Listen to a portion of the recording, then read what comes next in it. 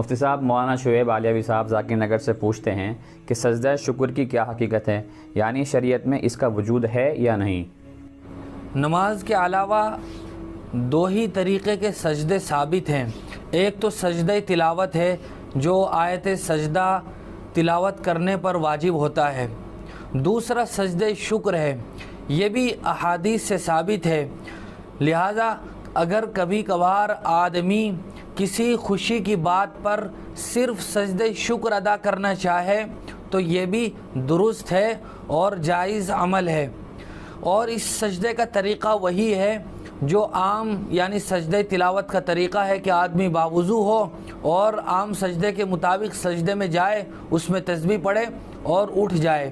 لیکن اس کے علاوہ بہت سے لوگ صرف دعا مانگنے کے لیے نماز کے علاوہ سجدہ کرتے ہیں اور اس سجدے میں دعائیں مانگتے ہیں، اور بہت سے لوگ اپنے پاؤں اپنے ہاتھوں کو اپنے چہرے کی طرف کر کے اردو میں دعائیں مانگتے ہیں۔ ایسے سجدے کا کوئی ثبوت نہیں ہے۔ اللہ کے رسول صلی اللہ علیہ وسلم جب دعائیں مانگتے تھے سجدوں میں تو وہ نماز کے یعنی تہجد کے نوافل وغیرہ کے سجدے ہوا کرتے تھے، اور عربی زبان میں دعا مانگی جا سکتی ہے۔